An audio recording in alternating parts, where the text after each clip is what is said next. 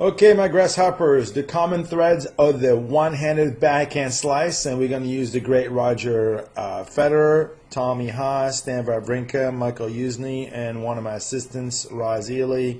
All of them have great backhand slices, and after seeing that first one in slow motion right now, I'm going to go back and take you to the most important parts, or like I call the common threads. What I mean by a common thread is the parts of the strokes that if it's good enough for them, it's good enough for you. Some things that I expect you to do, there's some things that I don't expect my students to be able to do, but those common threads are very important. And the first one is going to be pretty much how to set the racket back in the backswing right there.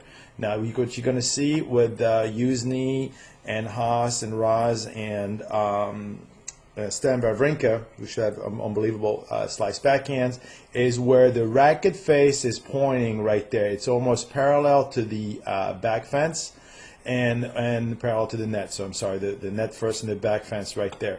Now this is a good example.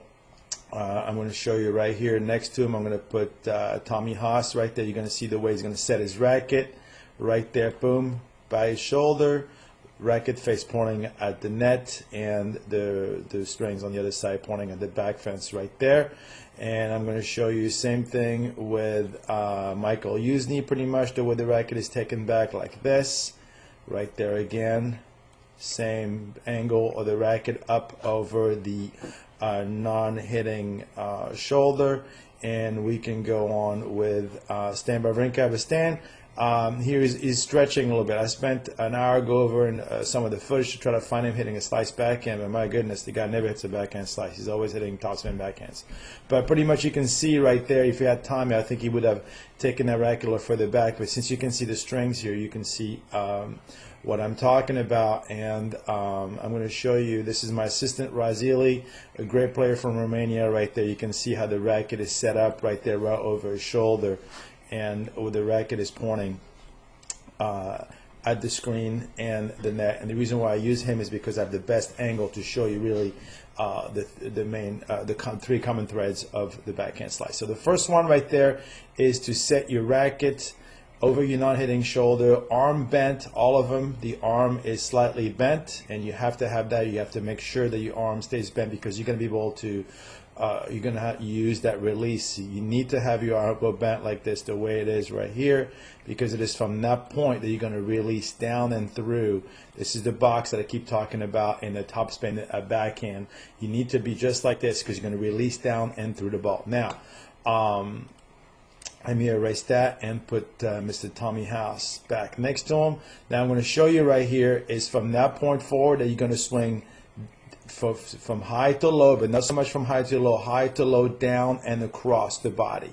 And that's the swing path is going to start from right there. You're going to release the racket, and you're going to go from high to low to the ball right there. So you're going to go high to low, making contact, and we're going to stop at contact to discuss the high to low stroke. You see the racket going high to low. Okay, and all of them, let's go to quickly to Usney right there. The racket is up there, and it's going to swing down into the ball. And we can go to Raz right there, same thing. He's going to go down into the ball right there, and as well with Mr. Wawrinka right there. Now, to me, now it comes to one of the most important aspects of the the slice backhand is, let me show you with Roger Federer right now, the difference in the point of contact. If you're hitting a topspin backhand, you got to make contact from way out in front, further in front. Then see here, there's a lot of space between his body and his hand, where right here there's actually there's no space. Tommy Haas, actually, I'm at a better angle to show you what I'm talking about there. There's Tommy right there hitting the backhand slice right there, and let me show you Tommy Haas right now hitting. Let me move him actually right here for a quick second, and I'll show you what I'm talking about. So this is going to be on the left-hand side.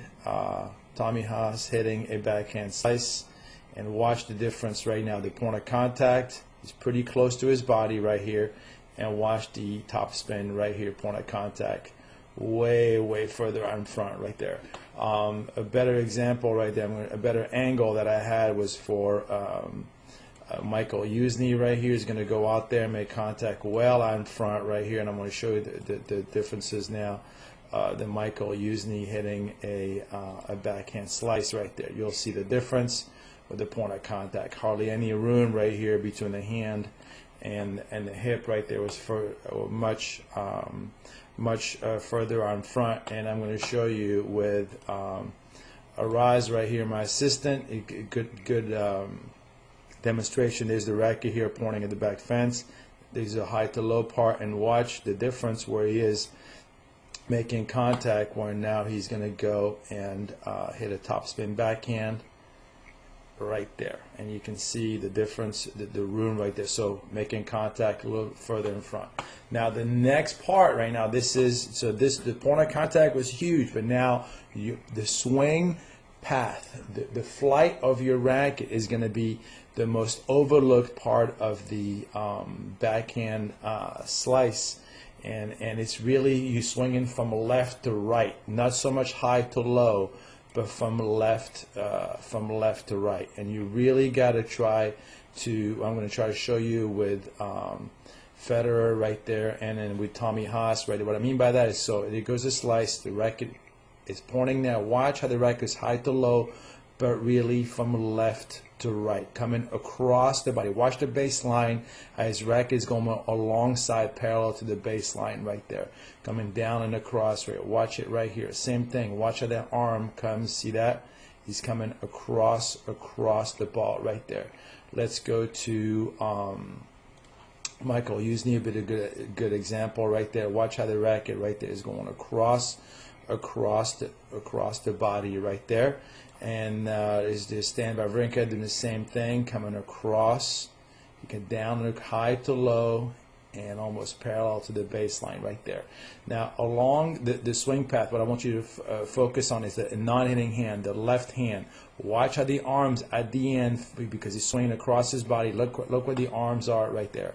Pulled, they go both way back together, and that's going to help you really not only stay turned, but it's going to help you generate a little bit more racket head speed right there. Watch over here how his arms go out this way.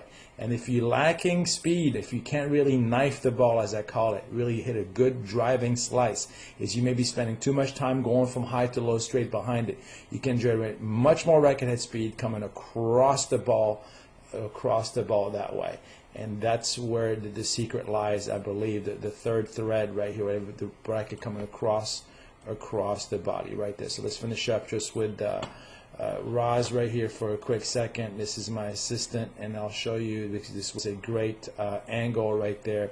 When he's, watch where the racket goes, right there, across the body, right there, boom. So hopefully you're able to focus and really understand what I'm talking about on the backhand slice. We're going to finish up with Roger Federer right there. And just remember that number one, you need to set your racket right there with the strings pointing at the back fence. So the net coming down and through and across right there, and really let the ball come to you a little bit more. And that to me is the most important part of the slice backhand right there, is not only how you set the racket, not only going from high to low, but let the ball come to you and go from left to right more right there, and throw that left hand behind you to keep you sideways a little bit more. You can come around a little bit on the topspin backhand, the upper body, but not on the backhand slice. All right, well, I hope you enjoyed this videotape analysis of the backhand slice common threads. Like I said, those three aspects of the strokes are the things you should be focusing on. Once again, you can check out my website, www.tennissOxygen.com.